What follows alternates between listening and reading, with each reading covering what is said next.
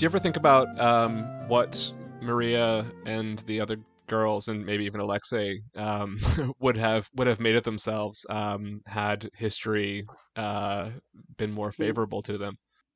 We think of it all the time. Yeah. Yeah, yeah, I mean, obviously, if there'd been no revolution and the war ended and Imperial Russia had continued on, the Grand Duchesses would have made dynastic marriages, presumably, but not necessarily, within Orthodox countries such as Serbia, Greece, Romania.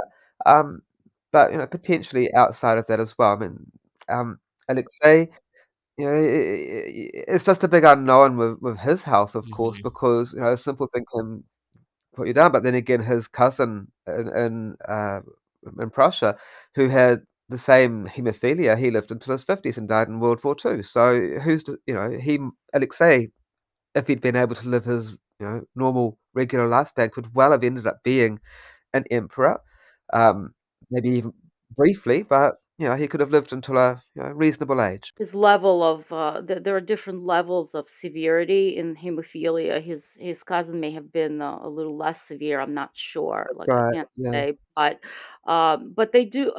His uncle, his great uncle Okay. Leopold, lived into his 30s, I believe, and he died in a car accident, basically. Um, but if maybe if Alexei was careful and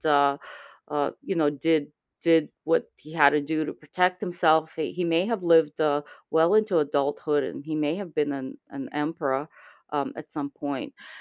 If the revolution did happen and they were able to escape, or they were sent abroad, it may have been a little different, but they probably would have.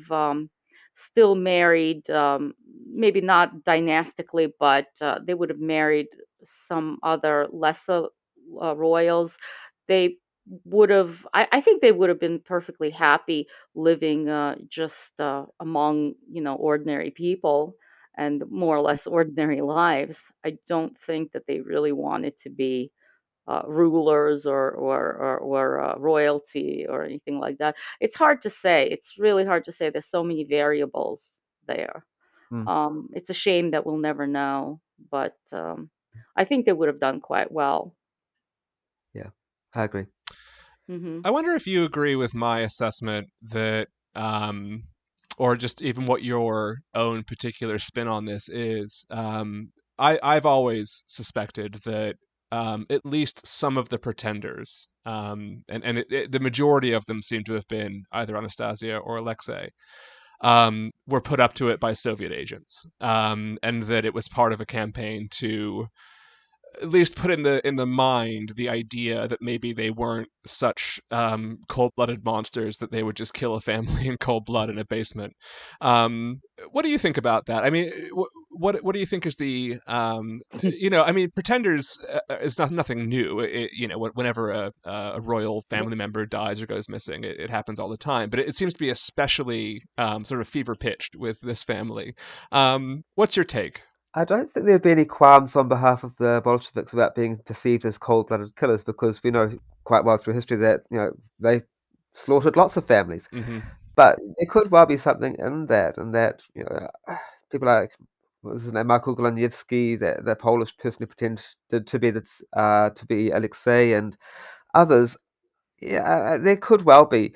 It's interesting with, say, for example, Anna Anderson. I mean, sort of some of the stuff she came out with. I mean, a lot of it she had read, and a lot of it probably she picked up on from people that had known them. But there could well have been some stuff being fed to these people as well. I don't know. It could well be. Yeah, I don't think, especially in Anna Anderson's case, I don't think that that she had anything to do with No, no. the Soviets Yeah, or me either. anything. Yeah. Yeah, and I think, I mean, there's so many people out there that have this specific kind of mm, I want to say mental illness, or I don't know, this kind of a disorder where they imagine that they're somebody they're not, and of course the somebody has to be somebody very either famous or illustrious or something. I mean, even to this day, you have people people, probably George too, and others. People contact me on a regular basis saying, "Oh, one of the siblings of somebody survived, and Anastasia or I'm their somebody, granddaughter kind of a and thing. I'm the direct descendant," No, and they were Yep, like, yep. that's amazing. oh yeah, all the time. Yeah, they send pictures. They look nothing like their proof is pictures. Look at them; they look exactly like like the Uh-huh. family members, and of course they don't at Oh all. my God. And Exactly, and very yeah, tenuous, n- tiny like DNA similarities, such as you would have with extraordinarily distant relatives, and it's like, or in common with half of Europe, kind of a thing. And right. And they it's decide that they're yeah, it seems like delusion. It's I mean, it's been known for the Napoleon syndrome. Well, Mm. not the Napoleon syndrome, I think is the height, but the common delusion with some specific mental illnesses that they're like, I'm Napoleon, Right, or right, I'm right, and same yeah, with like reincarnation. They're always some kind of a famous right. Of royal course. person, Right. Yeah. and Yeah. not some you know, uh, some uh, some serpent in medieval France. Right. yeah, yeah, no, absolutely, and I think way before the Soviets, it's just like a strange human condition this is what some of these people imagine, and I mean they even made I mean it wasn't exactly along those lines, but I think this is kind of like where they were going with it when they made a couple of years ago they made the series on was it Showtime, the Romanovs, Oh, that's and Amazon. it It was was, yeah, it was kind on of Amazon Oh here. yes, Yeah. right. Yes. but Yeah. yeah, it was one of those, yeah, and they sort of like it was kind of like a psychological, sociological study of people who sort of who did that with the but of course it's not limited to the Romanovs. I mean it's No, it's been no, I mean there's been really, I mean since even medieval times. What was that? The book Return of Martin Guerre. I mean, he Mm-hmm. wasn't a royal, but it was somebody impersonating, like pretender Mm-hmm. impersonating somebody else, and so the concept of it has existed for a very long time. But it's more so with the royals, royalty, of course, who died in mysterious mysterious.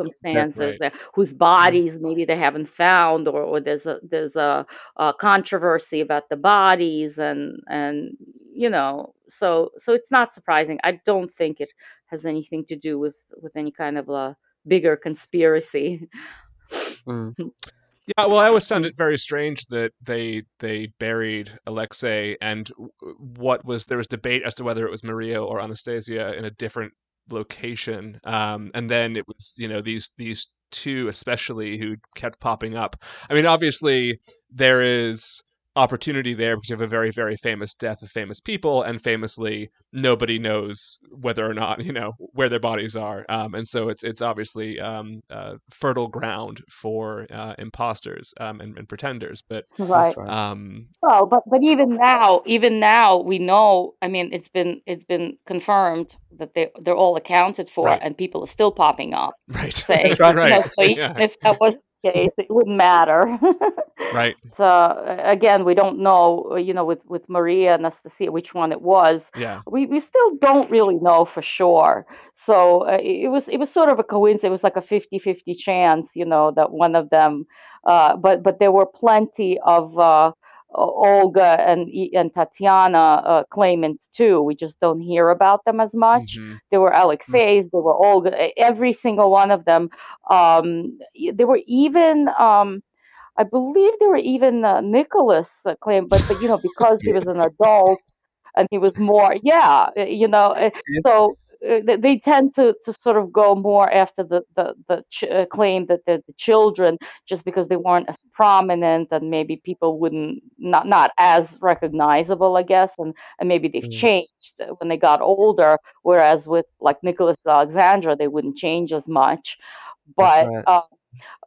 so I think that it really was just a coincidence, and of course, like that sort of really, as you say, became a fertile ground for like, see, we told you so. She did survive, Mm, but again, now Mm, we know they haven't, and it still hasn't stopped. hmm. So probably never will.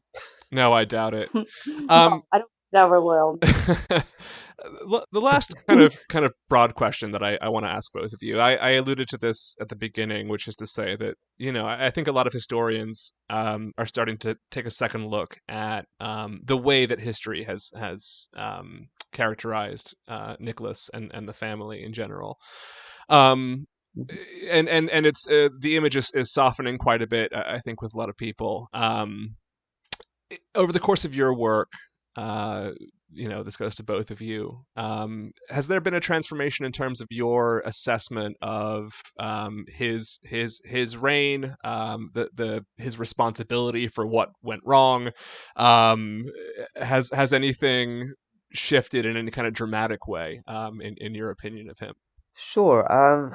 Yeah, I mean, less so from our own work, but from just basically like studies and new information that's been coming out from Russia over the last decade or so, as more and more documents are becoming available, which were long suppressed, especially in the Soviet Union, about the actual successes of his reign. And I mean, we often tend to forget that up until World War One, his it was known as the Silver Age, and there was lots of economic progress going on. And education was being ramped up, health systems were being dramatically improved, and so on and so forth. And a lot of that gets or had been forgotten about, and it's being brought to life again. And again, sort of with the revolution itself in early March, it's often thought of as as masses of peasants rising up and because they were starving, Mm, but it was really an event that happened in Mm, Petersburg, in Petrograd, as it was called then. Amongst certain classes of society. And Lenin himself had said, I think it was either late 1916 or even early 1917, that he didn't believe there'd be a revolution in Russia in his own lifetime. And so it even took someone like him by surprise when events hmm. went the way they did. Yeah, So well, or at the very least, they didn't expect the Bolsheviks to take over right, so no, right, easily that's it. and yeah, so soon. I mean, it's Yeah. one thing provisional government, and had provisional government been able to hold on to their power, Russia could have been a great democracy right now. We just don't know. But they sort of they didn't try very hard actually. Like everybody blames Nicholas for just giving up, abdicating and giving up, but he didn't give up his power to the Bolsheviks. that's The right. provisional government did. He actually signed his power. Oh, well, he abdicated because he thought that that would be the best thing to do for Russia. But if but he knew there was provisional government, and he thought that his brother would take over and rule for him. And even if he didn't, the provisional government was not. It was they were not the Bolsheviks. It was something totally different. And when the Bolsheviks did take over, it was almost like, oh, really? It was sort of like it was bloodless. It was literally overnight, and no one really resisted. Uh, so, if anyone's to blame for allowing Bolsheviks to get into power, it was the provisional government, really, not Nicholas. Hmm. So there's a lot of people don't are not aware of this. They sort of think a lot of people just for some reason assume that well, he abdicated. No, there was a revolution. He abdicated, and the Bolsheviks took over, and then they killed them, and that was it. And everything in between is sort of like, oh yeah, there was the provisional government, there was the civil war, there was he didn't abdicate. In favor of even the provisional government. He abdicated in favor of his brother, Right. who he thought was going to rule and uphold the Romanov dynasty. But the brother is the one who said, like, oh no, I can't do this. But they actually thought that this is what the people wanted. This because everybody pretty much turned on him, the general, the army, everybody. So he didn't have that much of a choice. It was more a military coup d'état than anything else, and a Duma coup d'état. And when you look at it, the popular uprising was limited really to Petrograd and a bit in Moscow, perhaps, but it was under the provisional government that the whole place fell into anarchy. Yep, Yeah, exactly. what? Hmm. Yeah, it started. I mean, things started just because all these different factions sort of were pressuring him uh, to abdicate, and because of some unrest in Petrograd, and it had the generals not turned against him, he could have upheld his power, and things would have been very different. I think he wouldn't have Mm, abdicated, and things it just would have been very different. But the way that it all played out, it just he almost had no choice. mm, It was, everybody was against him. And another thing that I did learn that changed my mind a lot was um, uh, what's written all the time was that he was a weak czar who followed who was influenced a lot by his wife and Rasputin. Yeah, right. Right. In reality, that wasn't true. Yeah, no. He wasn't influenced either by his wife or Rasputin. It may seem that way sometimes because he happened to agree with, because she wrote him letters and she'd say, well, our friend, they called him our friend, thinks that this and the other thing, or I think that you should do this, but Nicholas only followed her advice, so to speak, when he agreed with it. Hmm. When he didn't yeah, agree with it, he didn't do it. So it kind of seemed it was easy to spin it that way. It was, a lot of it was propaganda to discredit him and just, oh look, this peasant guy who's a scam artist And also a is wizard. Yeah. yeah, he's basically ruling the country, and Nicholas mm, is just kind of, he's the puppet master, and yeah, Nicholas is the puppet. But that's not true at all. I mean, a good example of that was that when Nicholas was about to mobilize for World War I, um, Rasputin sent both Rasputin and Alexandra begging him, don't get involved in the war. And there's a letter from Rasputin saying, listen, if you do this, this is what's going to happen. I mean, he was right. This is what's going to happen.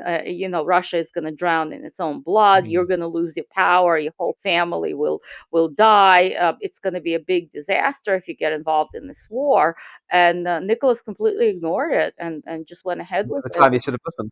Yeah, and I mean that just proves that he didn't follow orders or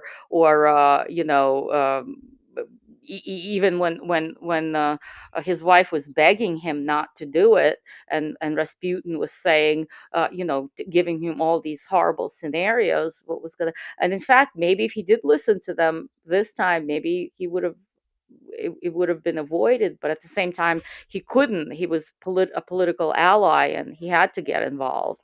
So, That's right. yeah, it was really like a no-win situation for him.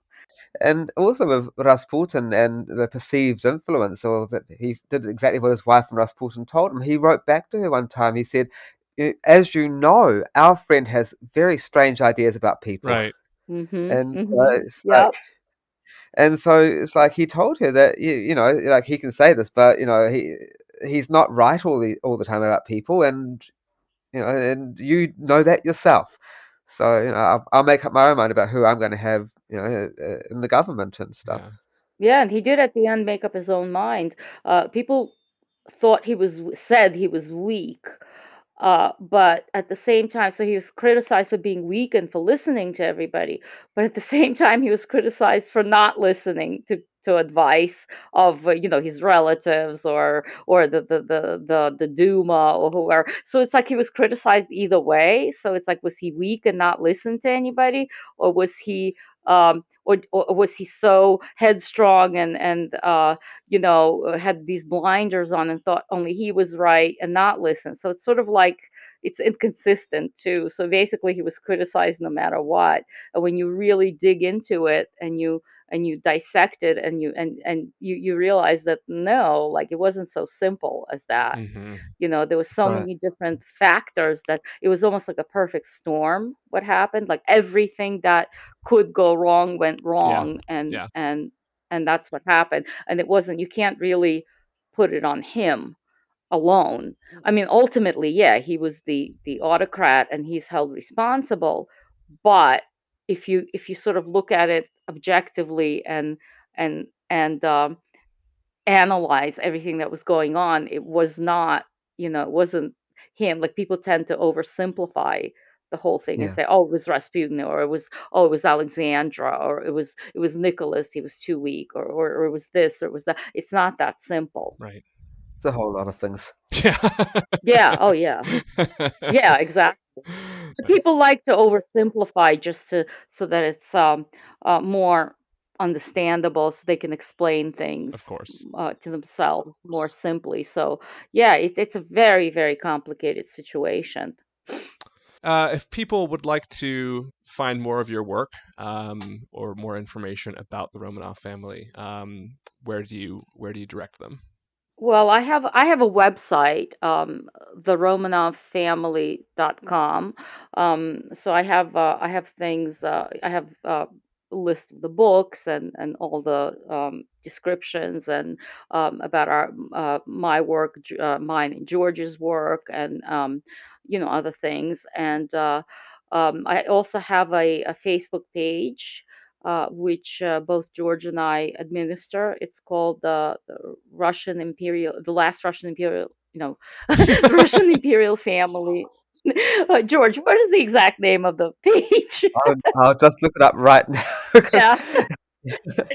And there's a group, there's a Facebook group called In the Steps of the Romanovs, which is a discussion group besides the page. I'm on Instagram called In the Steps of the Romanovs, and I have a YouTube channel called In the Steps of the Romanovs. And then uh, George, The page which we both administer is called Russian Imperial Family, the Romanovs in their own words, right. and a page which I have where I put up translations from works I'm working on or other interesting things I've come across is called Letters and Writings of Nicholas II and His Family. So yeah, those are the names of the Yeah, and sites. of course if you Google our names or go on Amazon and search for our names, you will find our books, or Goodreads, or really if you just Google them and along with say like the Romanovs or the Romanov family, you'll find our work. It will pop up. Well, Helen and George, this has been really, really interesting, and I'm so glad we finally were able to schedule this after a lot of trying. Yes. Yeah. Thank you both so much for your time. Thank you for having us. Oh, it was a pleasure. Yeah, thank you.